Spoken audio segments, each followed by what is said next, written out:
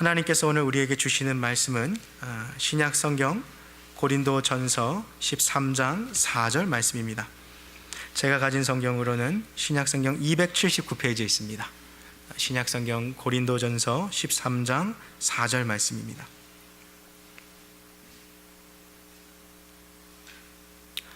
다 찾으신 줄 알고 우리 4절 우리 한 목소리로 같이 읽겠습니다. 시작. 사랑은 오래 참고 사랑은 온유하며 투기하는 자가 되지 아니하며 사랑은 자랑하지 아니하며 교만하지 아니하며. 아멘. 우리의 삶의 모든 고통보다도 우리에게 더 가까이 계신 하나님 아버지, 삶의 힘듦과 어려운 무게의 짐들을 이 시간 다 주님께 맡겨드립니다. 말씀으로 우리에게 찾아오시고 말씀으로 우리를 치료하시는 여호와 하나님 아버지, 주의 살아있는 말씀이 이 시간 우리의 마음의 신비에 잘 심기게 하여 주셔서 한 주를 또 세상에서 살아갈 때 흔들리지 아니하고 주의 말씀으로 굳건히 살아갈 수 있는 이 시간 되게 하여 주시옵소서. 성령께서 우리를 붙들어 주실 것을 믿사오며 살아계신 우리 구주 예수 그리스도의 이름으로 기도합니다. 아멘. 반갑습니다. 잘 오셨습니다. 우리 전후좌우 계신 분들께 반갑습니다. 잘 오셨습니다. 함께 인사하시겠습니다.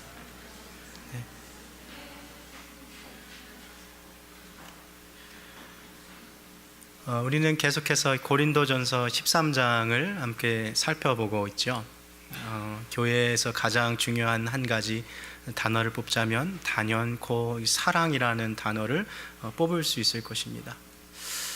사실 사랑을 글로 배운다는 것은 그리 쉬운 일이 아닙니다. 글로 사실 배울 수도 없는 것이고 글을 통해서도 다 알 수는 없는 것이죠.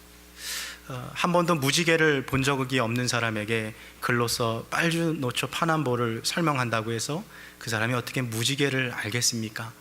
그러나 그것에 대한 지식적인 부분을 채워놓고서 무지개를 바라보았을 때 더 그것을 선명하게 이해할 수 있듯이 오늘 우리가 함께 읽었던 이 사랑에 대한 이 모습들을 통해서 우리가 주님께서 우리에게 원하시는 사랑의 모습을 조금 더 이해하기를 원하는 것입니다.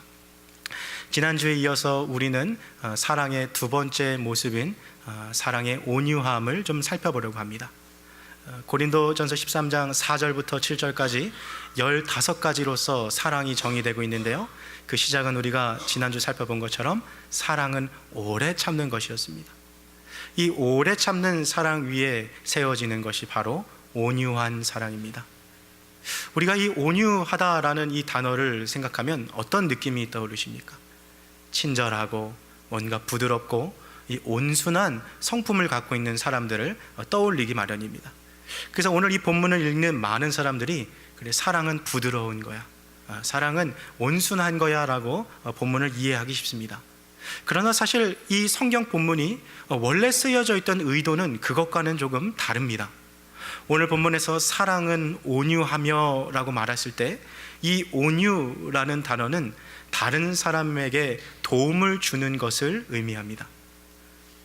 따라서 사랑은 온유하며 라고 말했을 때 이 사랑은 다른 사람들의 필요와 또 그들을 도울 수 있는 섬김으로 선을 행하는 사랑을 말하는 것이죠. 이제는 잘 알려진 이야기입니다마는 어느 사람이 천국과 지옥에서 식사하는 풍경을 구경하게 되었습니다. 물론 지어낸 이야기입니다만 흔히 천국과 지옥을 생각하면 음식이나 환경이 전혀 다를 것 같은데 이 사람이 가본 천국과 지옥은 음식도 똑같고 환경도 다 똑같은 거예요. 천국과 지옥 모두 또 굉장히 긴 젓가락을 사용한다는 특징이 있었습니다. 무엇이 다른가 하고 봤더니 밥 먹는 시간이 되자 드디어 천국과 지옥의 차이점이 드러나는 거예요. 지옥에서는 밥을 먹기 위해서 그 긴 젓가락을 사용하는데 음식을 각자 자기 입에 넣으려다 보니까 먹을 수가 없는 것이죠.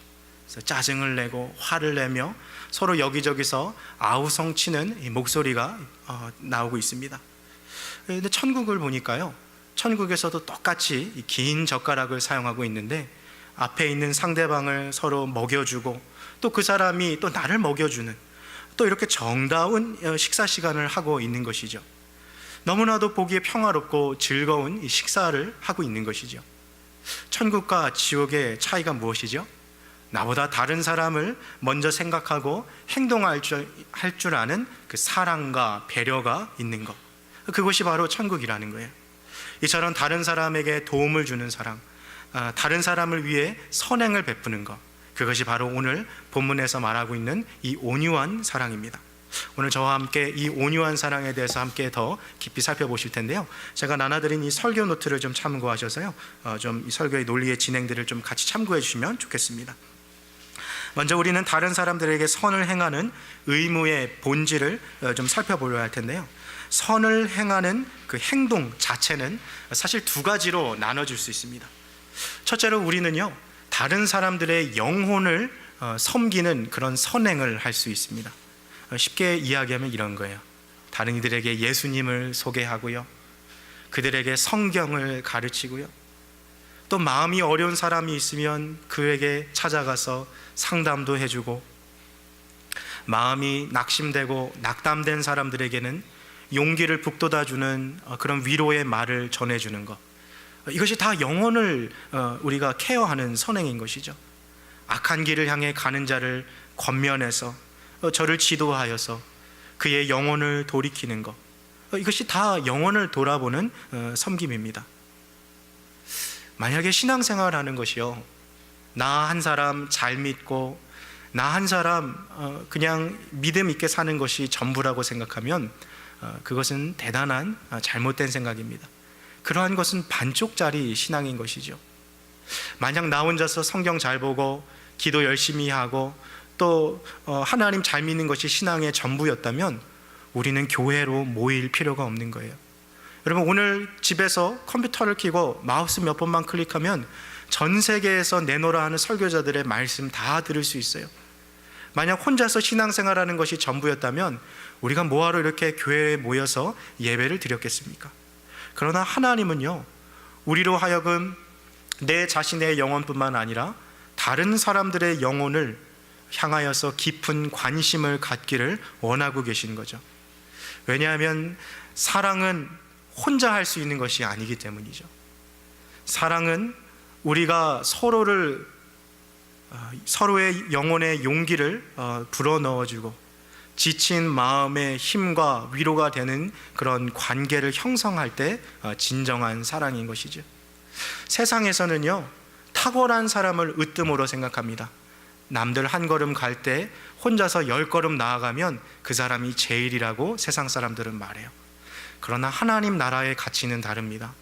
비록 내가 한 발자국 덜 나아갈지라도, 아니 내가 지금 10걸음이 아니라 한 발자국밖에 나아가지 못할지라도 내 옆에 있는 사람들의 손을 마주잡고 그 사람들과 함께 한 걸음만이라도 전진할 수 있다면 그 사람은 10걸음을 혼자 걸어간 사람보다 더 탁월한 사람인 것이 하나님 나라의 관점인 거예요.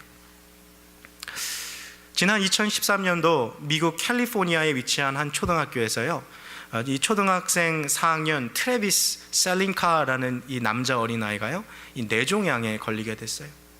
이 뇌종양에 걸리니까 이 머리를 다 이렇게 빡빡 밀고 또 이 독한 이 약을 또 먹다 보니까 자연스럽게 머리가 다 빠지게 되는 거죠. 이 초등학교 4학년 이 아이가요, 학교를 가려고 했더니 너무 부끄러운 거예요. 친구들한테 이 머리를 보여주는 것이. 뭐 집에서 털모자도 써보고 또 캡도 써보고 다 써도 너무 부끄러운 거죠. 엄마한테 학교 가기 싫다고 막 그러는데도 또 다음날 또 학교를 가게 됐습니다. 근데 학교를 가봤더니 친구들이 놀랍게도 자기와 같이 다 이 머리를 다 밀고 학교에 나타나 있는 거예요. 뉴스에서, 이 지역 뉴스에서 이것이 이슈가 되어서요, 어린 아이들을 취재하러 갔어요. 그래서 인터뷰한 이 기자가 이 어린 아이들의 모습을 담는데요, 그 어린 아이들의 모습이 참 신기하더라고요. 그 누구도 막 억지로 막 싫어서 머리를 자른 것이 아니라 너무 즐거웠다고, 친구의 고통을 함께 나눌 수 있는 것이 너무 좋았다고, 함께 머리를 자르면서 내 마음을, 내 사랑을 표현할 수 있는 기회가 되어서 너무 좋았다고, 그 초등학교 4학년밖에 안 되는 어린 아이들이 그렇게 인터뷰하더라고요. 이것이 미국 전역에 알려지면서 아주 많은 사람들에게 감동을 주는 사건이 2013년도에 있었어요. 뇌종양에 걸린 친구를 위해서 모두가 다 머리를 자른 사건. 기독교에서 말하는 사랑은 어쩌면 이런 사랑과도 같아요. 나 혼자 잘 살고 나 혼자 잘 믿는 것이 아니라 내 옆에 지금 힘들어하는 바로 저 사람을 위해서 내가 가진 것들을 내어주고 섬기는 것, 이것이 바로 영혼을 향한 선행인 것이죠. 자, 둘째로요, 우리는 다른 사람들의 이 외적인 필요를 덮는 선행을 할 수 있습니다. 말이 좀 어렵습니다만은 쉽게 설명하면 이런 거죠. 배고픈 사람에게는 음식을 주고요, 헐벗은 사람에게는 옷을 주고요, 그 사람이 필요하는 것들을, 실제적인 필요를 세워주는 거예요. 앞에서 이야기한 영혼에 대한 선행이 비가시적인, 눈에 보이지 않는 선행이라면, 이 외적인 필요를 덮는 것은 이 가시적인 이 선행인 것이죠. 어린 아이들을 데려놓고요, 내가 너를 사랑해, 야, 난 너를 참 사랑해, 나는 너를 참 좋아해, 이렇게 이야기하는 것보다요, 아이에게 사탕 하나 사주고 아이에게 초콜릿 하나 건네주고 아이가 좋아하는 장난감 하나 건네주는 것이 말보다 더 큰 진한 사랑으로 전해지는 것은 우리가 너무나도 잘 알고 있죠. 우리가 사람들을 향한 이 선행도 마찬가지죠. 배고파하는 자에게 사랑한다 말하는 것보다는 그에게 음식을 갖다 주고, 헐벗은 자에게 내가 너를 사랑해라고 말하는 것보다 그에게 따뜻한 옷을 하나 주는 것이 진정한 사랑으로 나타날 수 있는 것입니다. 우리 주변에는 늘 굶주리고 배고프고 또 어려워하는 사람들이 있어요. 병든 사람들, 또 외로운 사람들, 우리가 그들에게 찾아가서 이 외적인 필요들을 전해줄 수 있는 것이죠. 자, 사랑의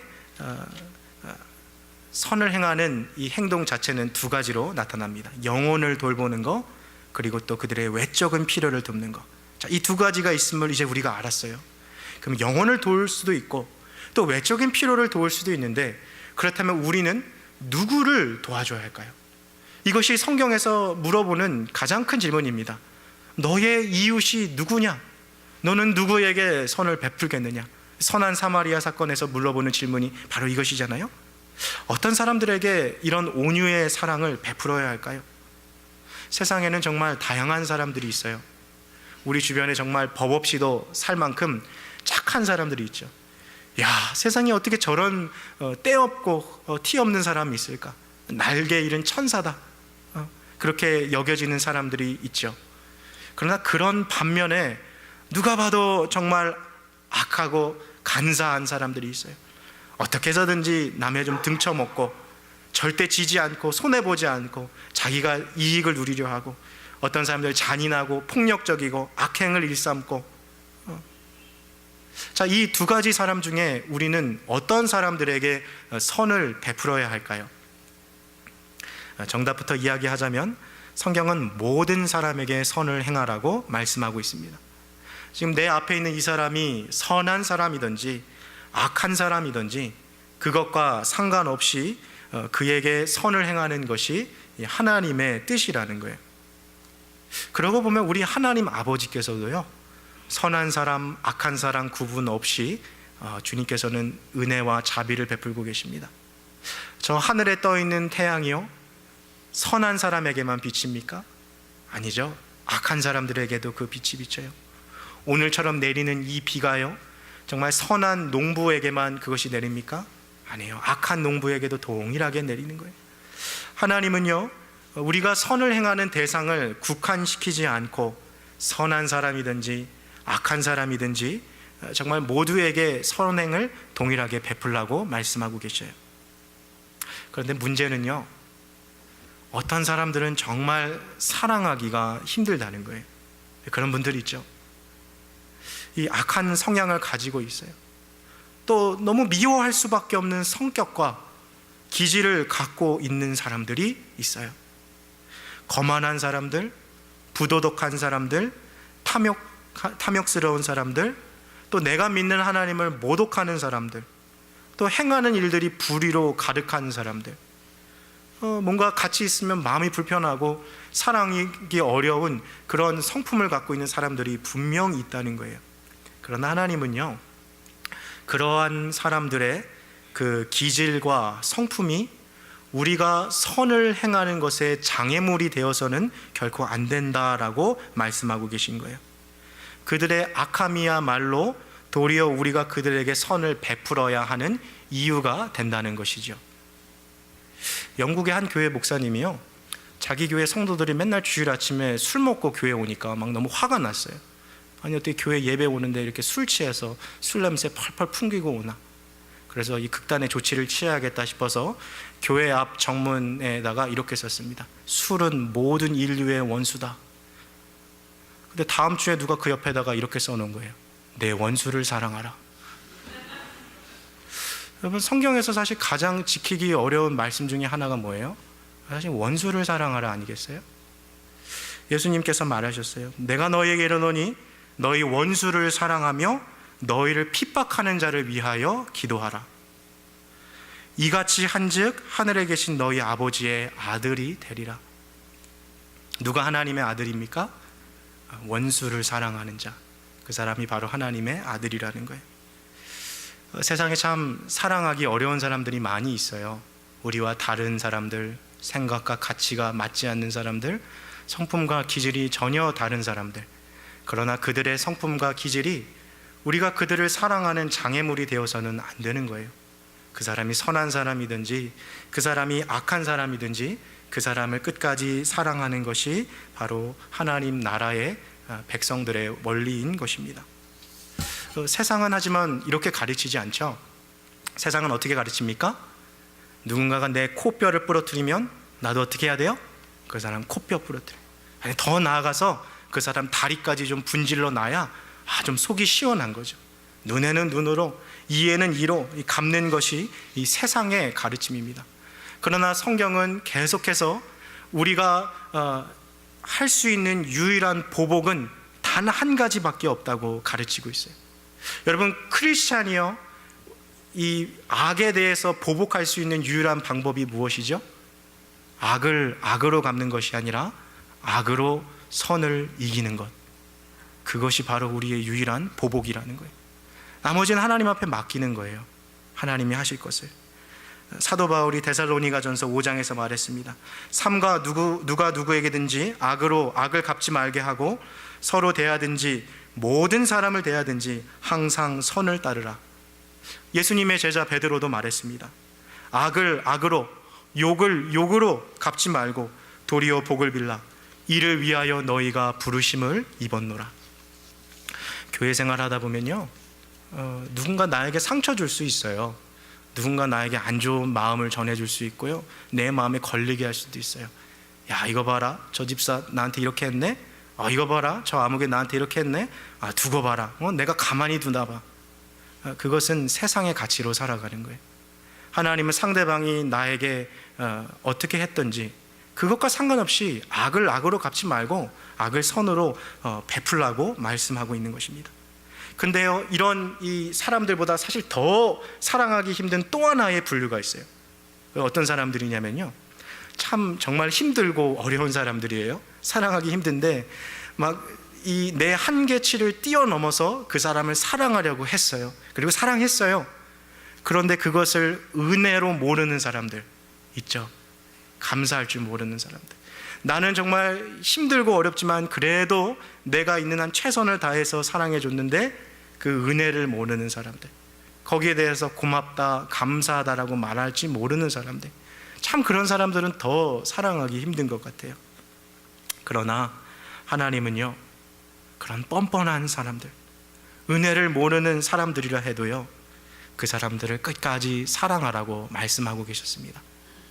사랑하는 우리 코너스톤 교회 성도 여러분, 선한 사람이든지 악한 사람이든지 내 친구이든지 내 원수이든지 은혜를 아는 사람이든지 은혜를 모르는 사람이든지 우리의 사랑의 대상을 제한시키고 국한시키는 것이 아니라 이 모든 사람들을 사랑하실 수 있기를 주님의 이름으로 축복합니다. 자, 이처럼 사랑을 베푸는 대상을 아는 것은 너무나도 중요해요. 하지만 우리가 또 어떠한 마음을 가지고 사랑을 베풀어야 하는지를 우리가 아는 것도 중요합니다. 사도 바울이 오늘 이 본문에서요, 사랑은 온유하며 라고 이렇게 말했을 때요, 그는 사실 한 가지 사랑의 모습을 지금 머리에 담고 있었어요. 그것이 무엇이냐면, 저를 한번 따라 보시겠습니까? 대가를 바라지 않고 주는 사랑. 바로 그것이 온유한 사랑이에요. 내가 주는 것에 대해서 이 사람이 어떻게 반응하는 거랑 상관없어요. 무엇을 주었을 때 꼭 고맙다, 감사하다 그런 말 들으려고 주는 것 아니에요. 내가 이것을 주었을 때 저 사람이 나중에 보답하겠지, 보상하겠지, 더 좋은 것 주겠지, 그런 거 바라고 주는 것은 참 사랑이 아니라는 거예요. 진짜 사랑은 무엇입니까? 그 사람을 위해서 내 자신에 있는 것들을 그냥 내주는 거예요. 대가 없이 다 주는 거예요. 예수님은요, 우리가 누군가에게 선행을 베풀 때요, 우리에게 갚을 수 있는 사람에게 베풀지 말고 도리어 우리에게 갚을 수 없는 사람들에게 베풀라고 말씀하셨습니다. 누가복음 14장 말씀을 보면, 내가 점심이나 저녁이나 베풀거든 벗이나 형제나 친척이나 부한 이웃을 청하지 말라. 두렵건대 그 사람들이 너를 도로 청하여 내게 갚음이 될까 하라. 잔치를 배설하려거든 차라리 가난한 자들, 몸이 불편한 자들, 다리를 저는 자들, 또 소경들을 청하라. 그리하면 저희가 갚을 것이 없는 고로 내게 복이 되리니 이는 의인들의 부활 시에 내가 갚음을 갚겠으니라 하시더라. 하나님은 오히려 우리에게 갚을 수 없는 사람들, 우리의 선행에 대해서 보상할 것이 없는 사람들을 오히려 더 향하여 선행을 베풀라고 말씀하고 계신 거예요. 그런데 이러한 선행을 베풀 때 또 중요한 것은요, 기쁜 마음으로, 즐거운 마음으로, 자원하는 마음으로 사람을 도우라는 거예요. 이 온유한 사랑을 우리가 이렇게 보면요, 많은 분들이 이 고린도전서 13장 4절을 읽으면서 이렇게 생각해요. 사랑은 오래 참고 사랑은 온유하면. 여기까지 읽으면, 그래, 내가 참고 내가 저 사람 앞에 억지 미소라도 띠면서 집사님 안녕하세요, 이런 모습을 온유한 사랑으로 생각해요. 그러나 성경이 말하는 온유는 그러한 모습이 아니에요. 정말 그 사람을 사랑하기 힘들고, 정말 그 사람을 끝까지 포기하지 않는 것이 너무 어렵지만, 그래도 그 사람에게 선을 행하는 데까지 적극적으로 나아가는 사랑, 그 사람에게 내가 가진 것들을 나눠주고 내 시간과 물질을 전해줄 수 있는 것, 그것이 바로 진짜 사랑이라는 것이죠. 그리스도의 사랑은요, 우리의 이 마음을 다른 사람들에게 전해주는 것이지만, 그것은 단순히 이 말과 어떤 입으로만 전해지는 사랑이 아니에요. 교회에서 가장 많이 하는 실수가 뭐죠? 집사님 힘드시겠어요? 집사님 위해서 기도하겠습니다. 그걸로 끝나는 사랑, 그것이 우리가 하는 가장 큰 실수라는 거예요. 여러분, 혹시 집에서 개를 키우는 분 계세요? 오늘 집에 가서 한번 이런 실험을 해보세요. 개를요, 이렇게 막 머리를 쓰다마 주면서, 야, 너 참 예쁘다, 너 내가 참 사랑한다, 막 개한테 이렇게 칭찬하잖아요. 그럼 개가 꼬리를 막 흔들면서 막 웃어요. 근데 그 똑같은 개를 데리고요, 머리를 쓰다듬으면서 이렇게 말하는 거예요. 야, 너 참 맛있게 생겼다, 내가 너 좀 있으면 잡아먹을 거야. 그럼 개가 어떻게 해요? 개는 똑같이 또 꼬리를 막 흔들면서 좋아해요. 뭘 말하는 거죠? 우리가 사람이 동물에게 베푸는 사랑도요, 말로 하는 거 아니에요.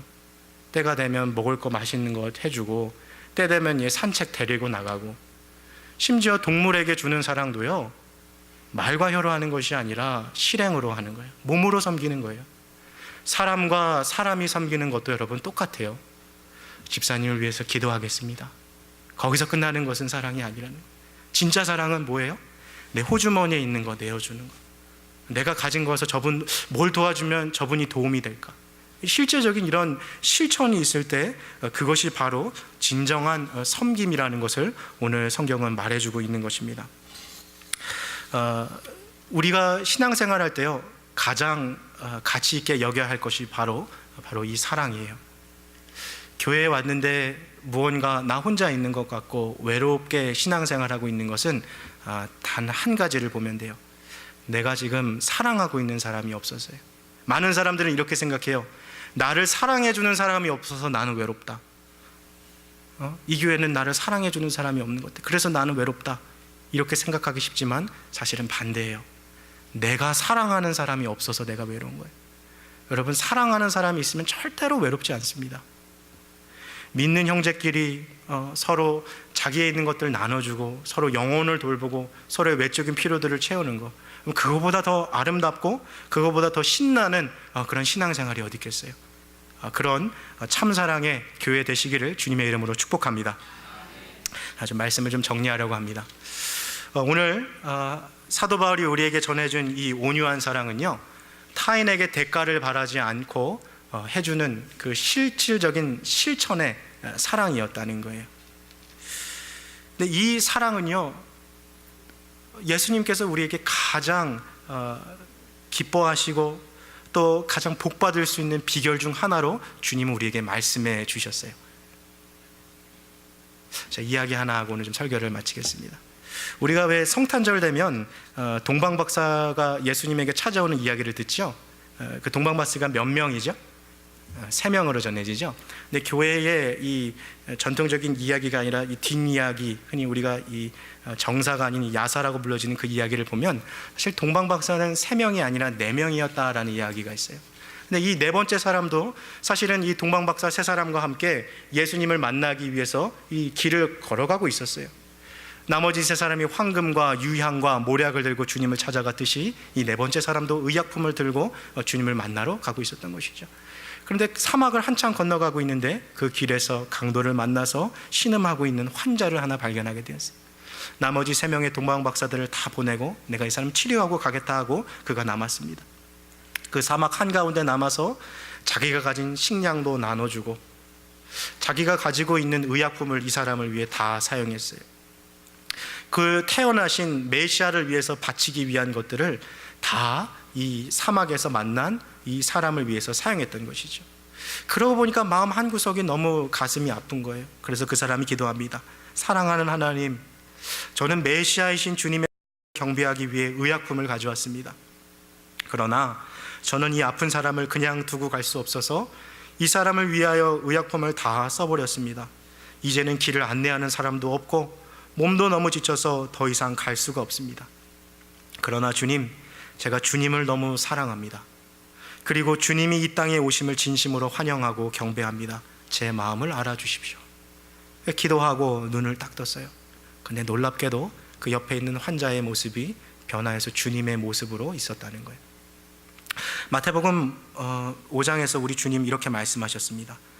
너희가 여기 내 형제 중에 지극히 작은 자 하나에게 한 것이 곧 내게 한 것이니라.